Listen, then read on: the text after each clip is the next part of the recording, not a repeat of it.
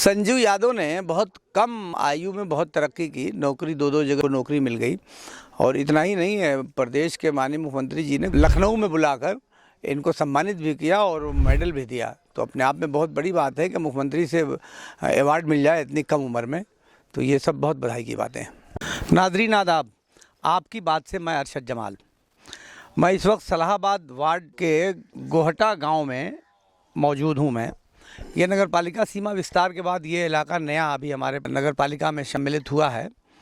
गोहटा road जो 4 लेन जाती है बनारस और गोरखपुर की, तो बड़ुआ गोदाम से जब हम आगे चलते हैं तो बीच में ये गांव पड़ता है और रोड के दोनों साइड में ये गांव बटा हुआ है। तो मैं जो यादव बस्ती है वहाँ इस वक्त आया हुआ हूँ। और यहाँ आने का मेरा कारण ये हुआ कि हमारे एक पुराने साथी हैं रामाश्रय यादव, टेलर के नाम से इनको सब लोग जानते हैं और बहुत पुराना साथ इनका मेरा रहा है, चूँकि मेरा भी जीवन सारा उसी में गुजरा है।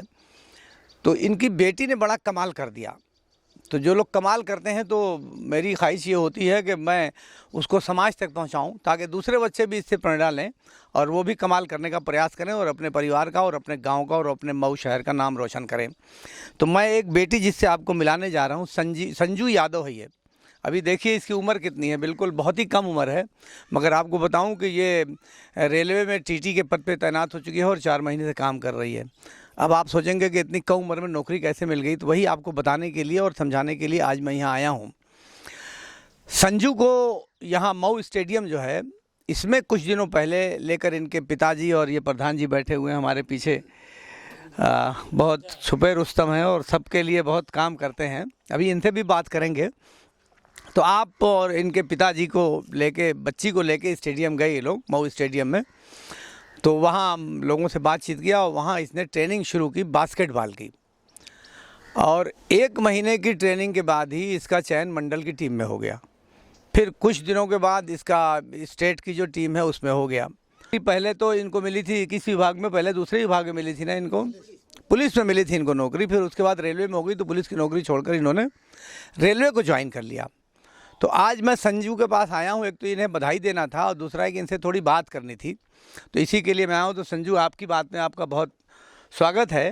Thank you sir. और सबसे पहले मैं ये जानना चाहता हूँ कि आपकी पढ़ाई कैसे हुई, बिल्कुल जो बेसिक एजुकेशन है कहाँ से शुरू हुई, ज़रा वो बताइए। पहले तो ऐसे प्राइवेट पढ़ते थे, श्वेत पब्लिक में पास में गांव की स्कूल था। वही बताइए। फिर वहाँ से पढ़ाई करते करते फिर डीएवी गए। अच्छा। तो टेस्ट वगैरह निकाले तो वहाँ एडमिशन हुआ था। किस क्लास में? 8 क्लास में। अच्छा। फिर उसके बाद से वहाँ से पढ़ाई करते करते फिर स्पोर्ट्स हॉस्टल आगरा चले गए। हाँ।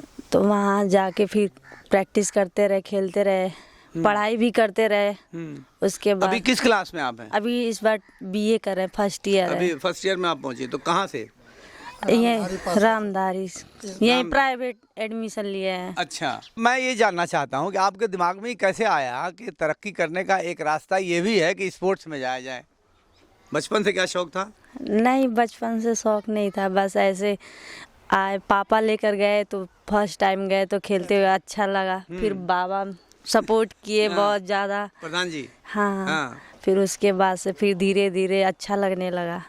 फिर उस पर ज़्यादा वर्क करने लगे, थोड़ा पढ़ाई पे कम ध्यान देकर उस पर ज़्यादा करने लगे। शुरू से बास्केटबॉल ही खेला और किसी खेल में नहीं गई? नहीं, शुरू से ही बास्केटबॉल ही बस खेला है। जब बास्केटबॉल की पहली ग्राउंड में आप उतरी तो उस वक्त कितनी उम्र रही होगी आपकी? 14 साल। 14 साल की उम्र से शुरू किया। हाँ, और कुछ ही दिनों में सीख गई? हाँ, 1 अभी महीने उसमें क्या खेलती हैं? बास्केटबॉल और वॉलीबॉल में क्या फ़र्क है? बास्केटबॉल में हैंड्स, हाथ से खेला जाता है और वॉलीबॉल में हैंड से जंप करके मारते हैं। और इसमें बास्केटबॉल हैंड से नीचे ड्रिबल करते हैं। अच्छा, नीचे करते हैं। हाँ जी। तो ये दोनों खेल को आपने ट्राई किया या सिर्फ यही नहीं, बस बास्केटबॉल खेला। तो बास्केटबॉल क्यों चुना? बास्केटबॉल अच्छा लगा, पहले कोई और गेम खेला नहीं, फर्स्ट टाइम इसी को खेला तो इसलिए अच्छा लगा। तो ज़्यादातर इसमें आगे बढ़ने लगे इसलिए, और किसी गेम का सोचा नहीं। तो पढ़ने में कितने हद तक मन लग रहा है कि खेल ही मन लगता है? पढ़ने में तो मन लगता है, मतलब ऐसे स्पोर्ट्स वालों को आप जानते हैं कितना पढ़ते हैं। तो अभी इस वक्त कहाँ पोस्टिंग है? गोरखपुर में। गोरखपुर में। हाँ जी। तो इतनी कम उम्र में आपको नौकरी मिल गई, तो इसमें क्या आपके माता पिता ने आपको कहा नहीं कि वहाँ लड़कों में जाके खेलेगी या वहाँ जाएगी, ठीक नहीं है, इस टाइप के? माता पिता तो बहुत सपोर्ट किए। बोले खेलो, अच्छा खेलो। कभी उनके दिमाग में ये नहीं आया कि लड़कों में खेल रही है तो ऐसे बनेगी वैसे बनेगी। हमेशा से ही सपोर्ट किए हर एक चीज़ को लेकर। तो आप दूसरे लोगों को क्या कहना चाहेंगे? जैसे आपके गांव के लोग यहाँ देखिए बड़ी संख्या में लोग बैठे हुए हैं, तो इन लोगों को भी आपसे क्या सीख लेनी चाहिए या इनको अपने बच्चों को भी मौका देना चाहिए? हाँ, अपने बच्चों को मौका देना चाहिए खेलने के लिए, पढ़ाई के लिए भी, खेल के लिए भी। नहीं तो क्या जैसे बच्चों में लोगों को जानना चाहिए कि उनके बच्चे में किस चीज़ में रुचि है, अपने बच्चे को से पूछना चाहिए लोगों को। हाँ, पूछना चाहिए। जैसे ये कैसे पता चला कि हम खेल में जा सकते हैं? जिस फील्ड में वो तो बच्चे के ऊपर आपने डिपेंड। कहा कि हम खेलना चाहते हैं, कैसे आखिर एंट्री कैसे हुई? कैसे ही बात दिमाग में आई कि खेल भी एक माध्यम बन सकता है? ऐसे खेलते खेलते मतलब किसी चीज़ को पसंद करना, ज़्यादा अच्छा लगना, तो उसको खेलने लगे। तो फिर रोके नहीं, क्योंकि मम्मी पापा को पता चल गया कि इसको इसमें ज़्यादा इंटरेस्ट है, इसीलिए। अच्छा, तो पहले आपको पुलिस में नौकरी मिली तो उसमें इंटरव्यू हुआ होगा? हाँ जी। वहाँ क्या क्या टेस्ट हुआ था? वहाँ पे बस ऐसे मेडिकल हुआ था और बाकी वेरिफिकेशन वगैरह हुए थे। उसके बाद से किस फिर पोस्ट, कौन सी पोस्ट मिली थी उसमें? कांस्टेबल। कांस्टेबल की। तब फिर रेलवे में जब इंटरव्यू हुआ तो फॉर्म भरा होगा आपने या कैसे हुआ? क्या तरीका है उसका? ट्रायल दिया, वही गेम स्पोर्ट्स कोटा से हुआ था तो ट्रायल देने गए थे। नहीं तो लोग कैसे जाने, पब्लिक कैसे जाने कि वहाँ तक कैसे पहुँचे? जैसे कोई उसकी वार्ड निकली, कैसे क्या हुआ, आपके नॉलेज में कैसे आया? जैसे नॉर्मल बच्चों की भर्ती निकलती है वैसे स्पोर्ट्स कोटा से भर्ती निकलती है, तो उसी फॉर्म को फिल किए थे। नेशनल वगैरह लेवल के सर्टिफिकेट लगाते हैं, जैसे हाई स्कूल इंटर पास हो सर्टिफिकेट लगाते हैं, वैसे national, senior national, junior national खेल का सर्टिफिकेट लगाते हैं, तो उस बेस पे होता है। ये कौन पता लगाया कि वार्ड निकली हुई है स्पोर्ट्स कोटे की? कोचेस बताते हैं। जैसे निकला तो शॉप पे जाए तो पूछेंगे कि इस चीज़ की भर्ती निकली है, वैसे कोचेस बताते हैं कि रेलवे की निकली है, पुलिस की निकली है। यानी जहाँ कोचिंग करते हैं, यानी इसका मतलब ये हुआ कि अगर कोई खेल में जाना चाहता है तो उसे कहीं कोचिंग करनी चाहिए, ये मैसेज तो जाना चाहिए ना। जैसे स्कूल में टीचर पढ़ाता है, वैसे स्पोर्ट्स में भी एक टीचर सिखाता है, बिल्कुल जीरो से लेकर ऊपर तक बताता है कि मतलब ऐसे ऐसे खेलना चाहिए, ये करना चाहिए। आपकी कोचिंग कौन से कोच थे आपके? अतुल सिन्हा। अतुल सिन्हा। हाँ जी। अच्छा, तो इस वक्त आप आगरा में वहाँ इसी तरह का स्टेडियम किस तरह की जगह है वहाँ कोचिंग की?